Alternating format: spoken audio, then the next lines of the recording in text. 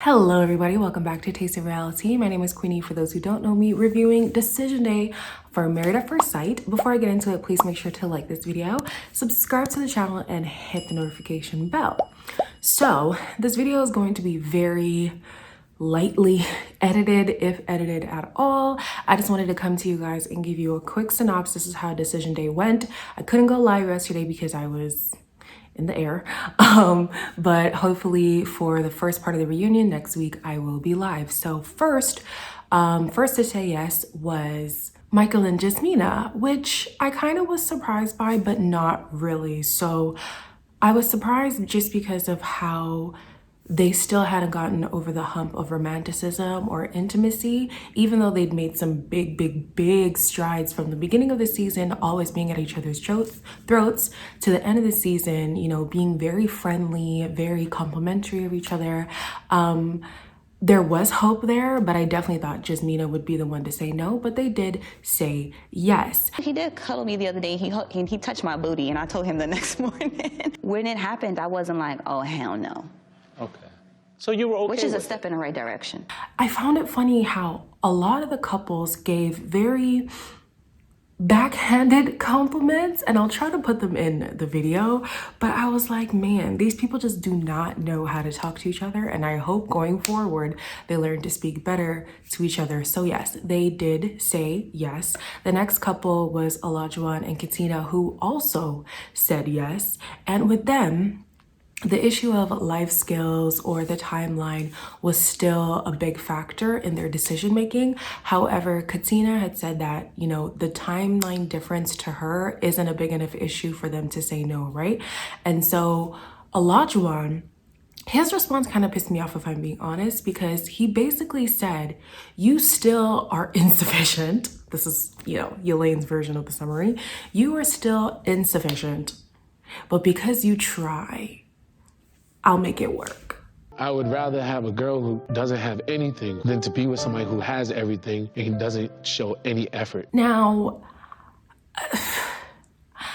I get what he was trying to say, I guess, but this was just not the way to do it. However, he did say yes, and so they both are still married. But if we're being honest, you could deduce by watching the season that they were already they had already said yes on Decision Day, because if you remember back when they had to fight about the dating app or whatever, there was a clip where they did like a response to the scenes going on, and Olajuwon had tattoos like all on his neck, right?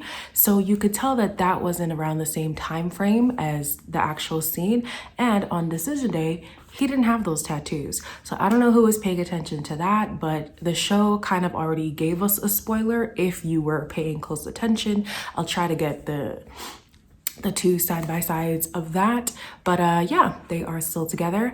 Next was next Noy and Steve? Honestly, it doesn't matter. Noy and Steve, basically Noy got really emotional saying, you know, she's happy to be in a relationship where she feels so safe, she feels so loved, and she can't wait to, you know, really build a future with him, even though the future is kind of uncertain with his work situation. But Steve was trying to give her that reassurance that he's always going to be that person for her and that she shouldn't have to worry, and so they both said yes, right? You are so wonderful at comforting me, and I know that I'm safe with you, so thank you for doing that. I mean, she said they still have a lot of kinks to work out, so I don't know.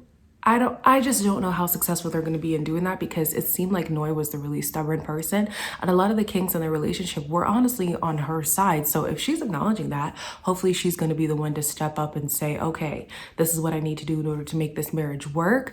Steve's biggest concern was the social media, and then also like helping around the house and stuff. So the social media, I mean, now that you definitely have a platform off of this show, you're going to have to be very careful of what you post. And then the cleaning around the house, honestly, I think that comes with time. The more you get comfortable with somebody, the more you build a routine with them. So yeah, we'll see about that. Later on, he did properly propose to her again, and it was very emotional. You know, they had that sponsored ring segment again, and it was cute. I don't want to crap on the situation, but I'm just like, this clearly was product placement. Thanks, honey. It's beautiful. Ask you if you'd be my adventure buddy. Wait, what? I get 2 rings. Last but not least, we have Lindsey and Mark, and Lindsey was basically saying, what did Lindsey say? Was I honestly paying attention? Even if I have a small child, we'll still go to Africa or Australia. Some people want a house with a picket fence and see the neighbors on their bikes, and I think that that's Mark at his core. It is immature to post selfies with filters and like screenshots. Or, So like, is he doing that? yeah, whatever you say about me on social media will 100% end up in my hands. I don't think I was paying attention when Lindsey was talking, but ultimately she said yes, and so did Mark. So it's a clean sweep, y'all. This is not something that normally happens on Married at First Sight. If you ask me, this is a season where I honestly can see why each person was matched, but it almost felt like they were matched to their traumas rather than matched to like a good person for them. So I do predict, personally, this is my personal prediction, that some people are not going to be together either by reunion time or in current day.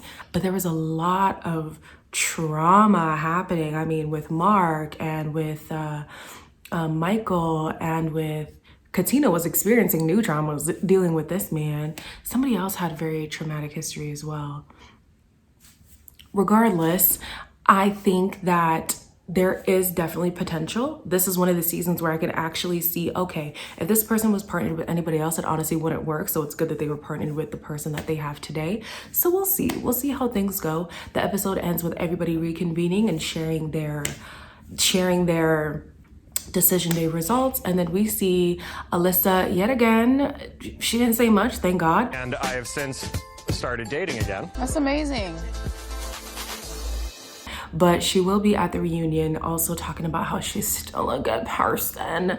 So we'll see how that goes. I'm gonna see if I can do like a live reaction. I know with this show, if I was to stream the show, my channel's gonna get taken down, so we're not gonna do that. But maybe like we watch it together, like y'all watch and then I watch and then we react together and then we talk about it afterwards. I don't know, working out the logistics on that one. But are you guys surprised that it was a clean sweep, with the exception of Chris and Alyssa? Are you surprised that everybody said yes? Who did you expect to say no? Who do you think still should have said no? And who do you think will still be together by the reunion?